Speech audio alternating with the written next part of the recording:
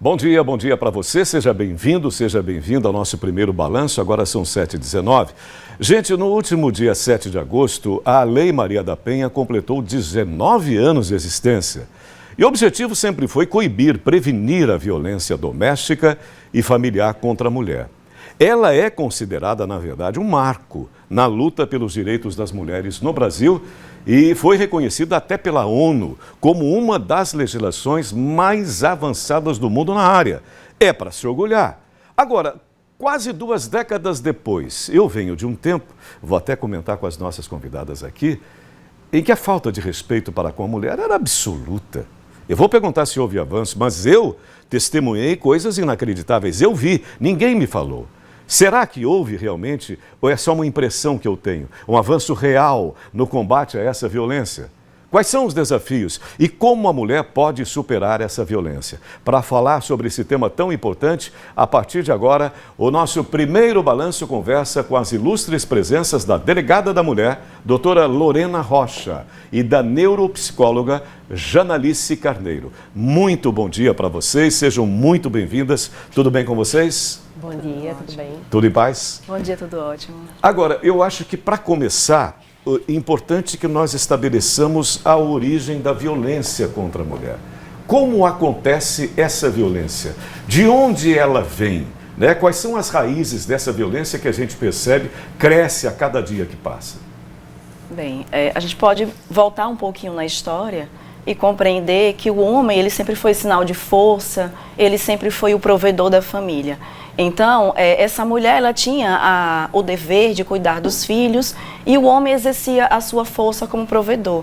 E a gente pode fazer uma analogia até os dias de hoje, o homem ainda tem essa sensação de que ele é o provedor. A mulher evoluiu, a mulher foi para o mercado de trabalho, mas o machismo, ele ainda impera. De que forma? Muitas mulheres, por dependência financeira, por ter que cuidar dos seus filhos, porque nem todas conseguiram ir ao mercado de trabalho.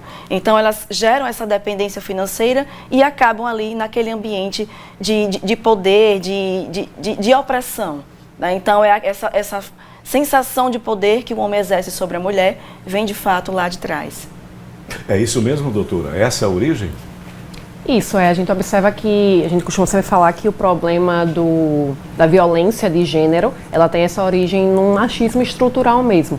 Então, por condições até mesmo biológicas, né, mas que houve uma evolução com o tempo, porque, como foi mencionado, as mulheres hoje saíram de casa, foram para o mercado de trabalho, mas ainda continuam exercendo essa função, essa dupla jornada, essa tripla jornada em casa. Mas o pensamento não evoluiu da mesma forma. Então, a gente observa sempre nas delegacias mulheres que vêm muito fragilizadas, mulheres que são lutadoras mesmo, né? Que têm ali uma carga muito grande de estar sustentando, sendo sustentáculo da família, porém ainda sofrendo repressões que não condizem mais com os dias atuais. Sim, eu falava também que, historicamente, eu observo assim no dia a dia, por exemplo, quando eu comecei na minha profissão, eu jamais entrevistei uma delegada. Não existia.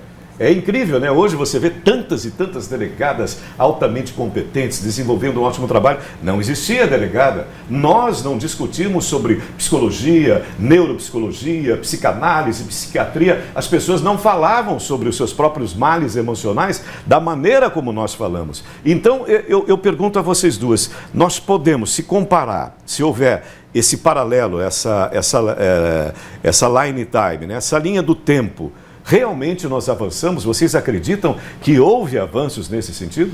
Eu acredito que sim. O empoderamento da mulher, ele acontece ainda de forma muito pequena, mas o espaço no mercado de trabalho, está aí a doutora, né, mostrando isso pra gente, que nós temos mulheres inseridas no mercado de trabalho e essa força. Mas ainda existe muita mulher oprimida, muita mulher com dependência emocional. A dependência emocional, a mulher pode ter o trabalho que for, mas se ela está nessa dependência em relação ao relacionamento, ela acaba, de certo modo, sofrendo essa violência e não consegue sair. Nós temos aí várias situações de mulheres empoderadas, inclusive dentro da própria justiça, que sofrem essa agressão e se calam. Então, eu acho que tem uma frase muito importante que fala assim: é preciso falar para não adoecer. Então é preciso pedir ajuda, é preciso criar essa força, buscar uma rede de apoio para não cair na violência. E a violência, ela acontece de diversas formas e começa de modo sutil, como a gente já sabe. A gente bate na tecla todo ano diante das campanhas. Começa com: você não vai com essa roupa, você não vai sair com a sua família. Então, o opressor, ele começa a criar um ambiente para essa mulher e que ela começa a se recolher, ela não percebe. Quando vai ver, já aconteceu. Então, sua autoestima é prejudicada, a sua força de lutar por dias melhores é prejudicada, e diversos são os traumas.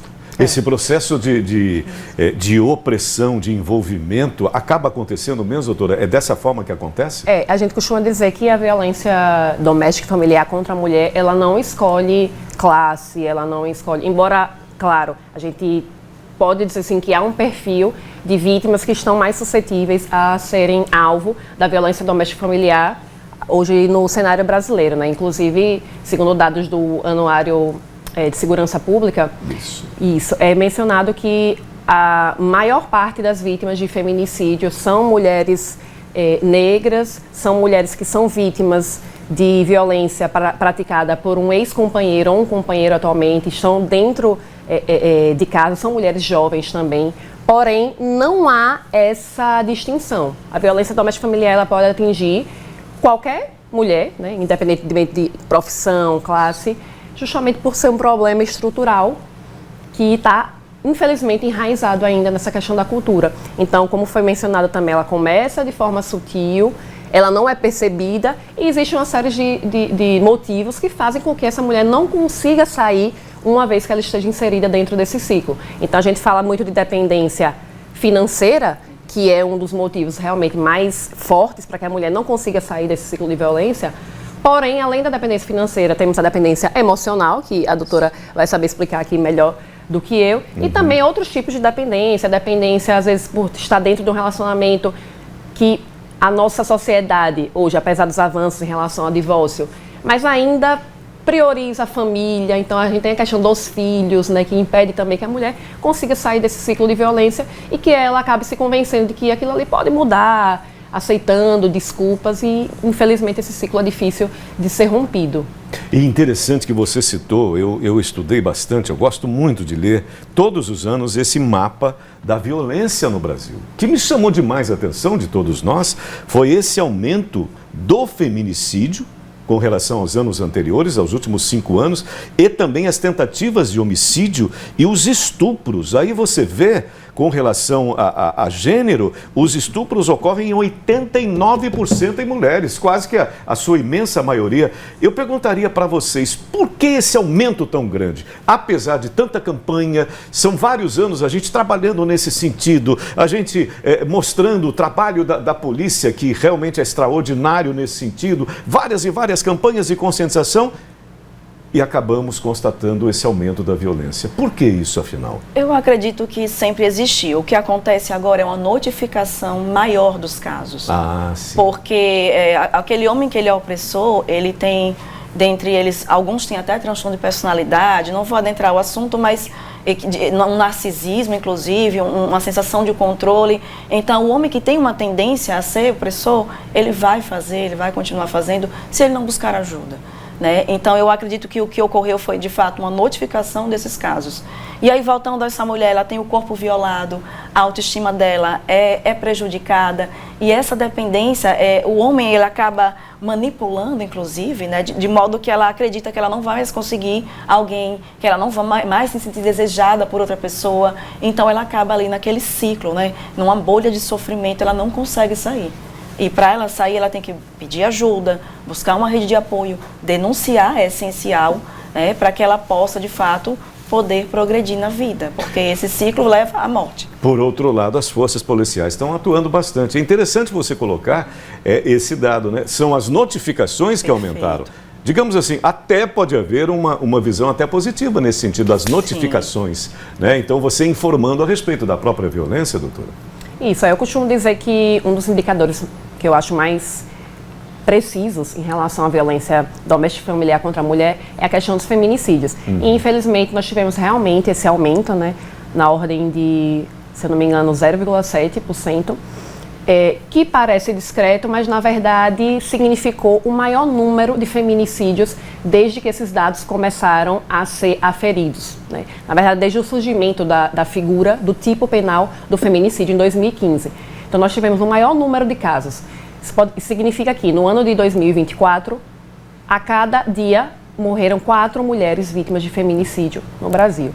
É óbvio que a gente precisa observar os cenários locais também, né? Isso aí a gente está falando de uma estatística a nível nacional, porém a gente pode mencionar, por exemplo, alguns países que conseguiram essa redução, que é o exemplo de Sergipe, que houve uma redução de 37,8% nos casos de feminicídio aqui em Sergipe, e também hoje o Sergipe está com a segunda menor marca de feminicídios, se compararmos com a questão a cada 100 mil habitantes, né?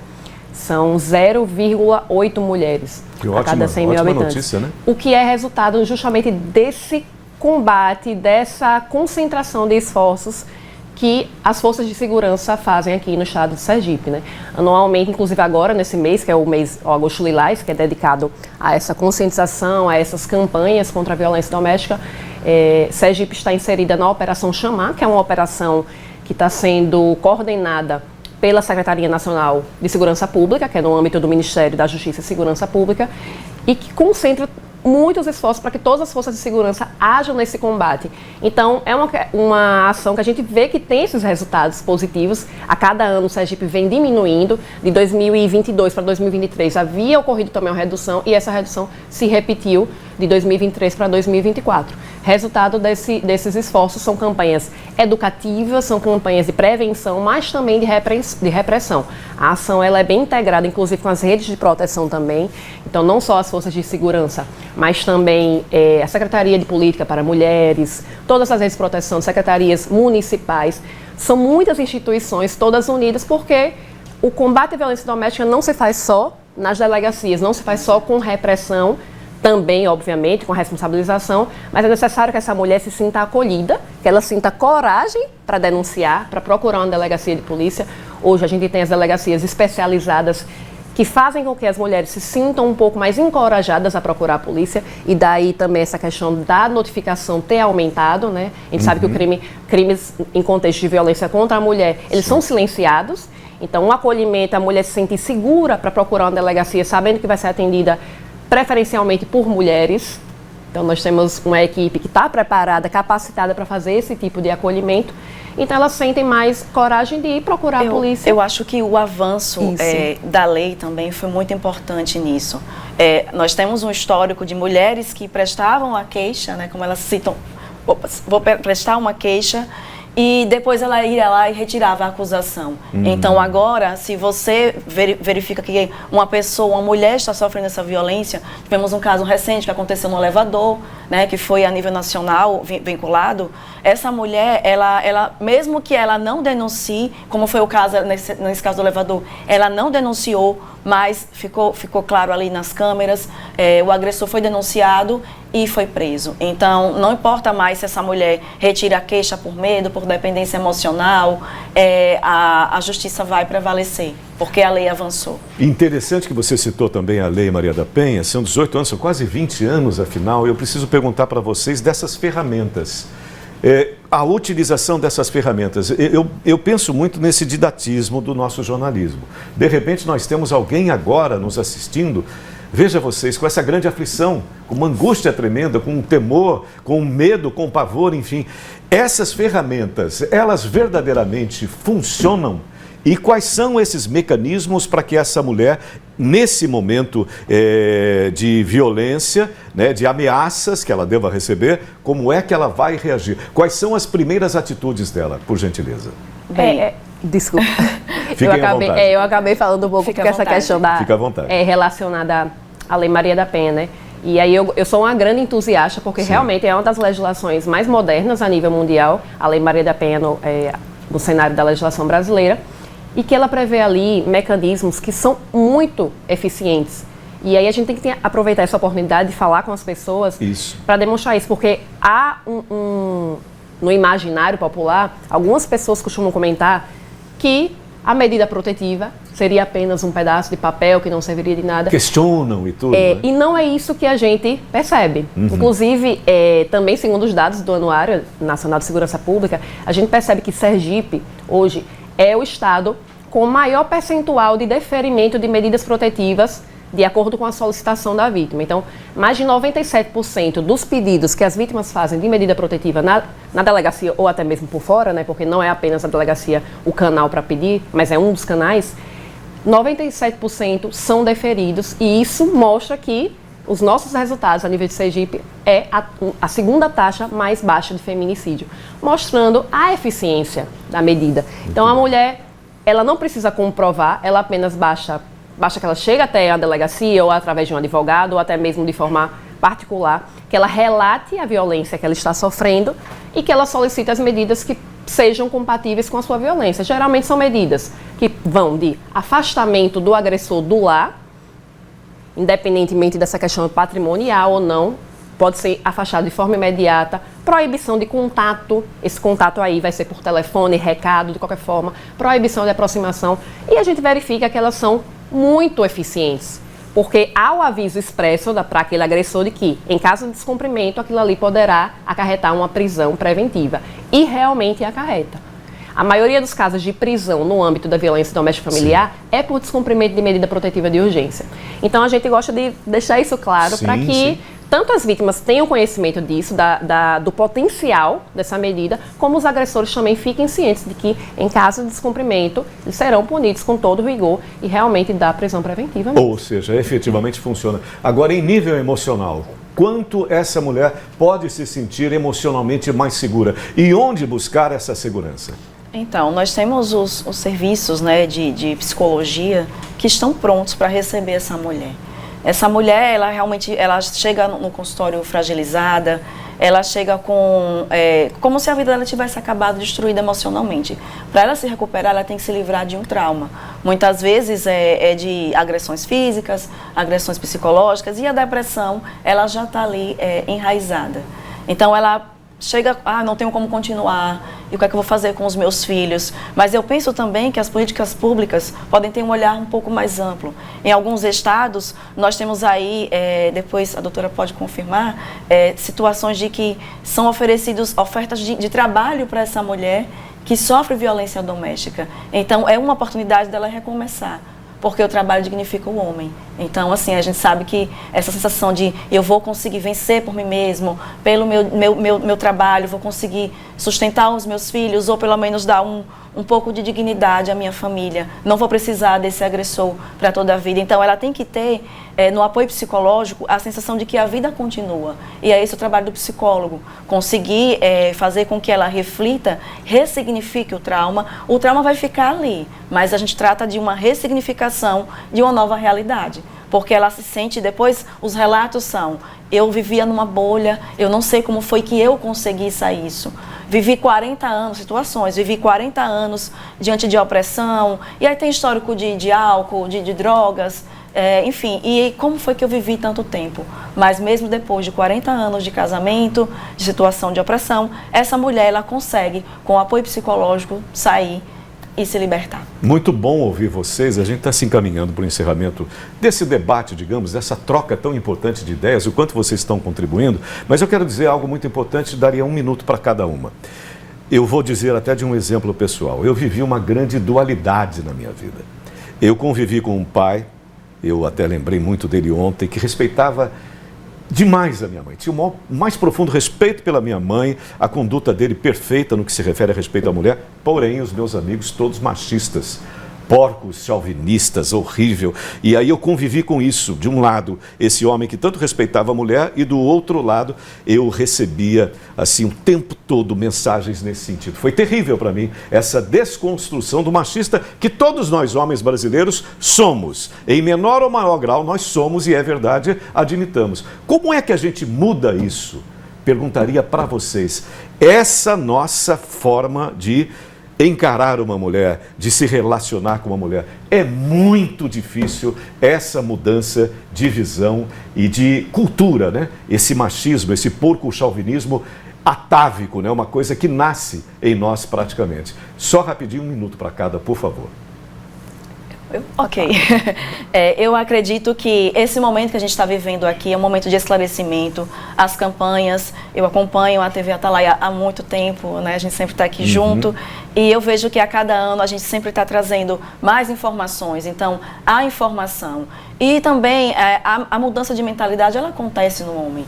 É pouco, é pequeno ainda, mas acredito que também algumas coisas têm evoluído no sentido de também do homem aceitar as diferenças. Temos aí um mundo diverso, temos várias construções. Ontem foi Dia dos Pais, temos uma construção de família diferente hoje, que sempre existiu, mas mais aceitável. Então, aceitar as diferenças e aceitar que a mulher tem que ser cuidada. Eu acredito que as campanhas têm as campanhas e a justiça, porque infelizmente o homem de modo geral, né, todos nós, só conseguimos avançar se a lei punir. Muito obrigado. Doutora, por favor. Isso, exatamente. Essa mudança de perspectiva, ela é difícil, mas ela vem acontecendo gradualmente e a gente acredita que o caminho é exatamente esse, de reforço, né?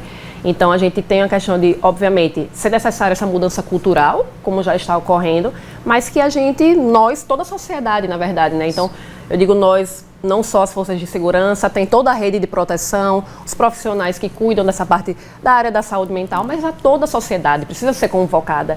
E eu acredito que a diferença está também, principalmente, nos mais jovens, né? Então, até por isso também que a polícia, ela age tanto nas escolas, com programas, palestras, questões educativas, sempre conservando esses dois caminhos, né? O caminho da prevenção, da proteção da vítima, mas também o caminho do combate e da repressão, que deve seguir sempre em concomitância, para que a gente consiga continuar reduzindo cada vez mais e, quem sabe, consigamos alcançar o objetivo, que é o de feminicídio zero. E eu acredito que são esses momentos, né, de orientação, de esclarecimento que vocês duas nos proporcionaram, são esses momentos que fundamentalmente mudam a nossa realidade. Agradeço muito a vocês, me sinto honrado e dignificado em conversar sobre isso. O quanto é importante o esclarecimento para quem está nos assistindo. Doutoras, muito obrigado. Vocês destinaram do ar o seu tempo para a gente poder conversar e nós ficamos muito gratos. Obrigado, boa semana, parabéns pelo trabalho de cada uma de vocês e mais uma vez, muito obrigado e bom dia. Muito obrigada. Obrigada pelo espaço. Muito obrigado. Como é bom.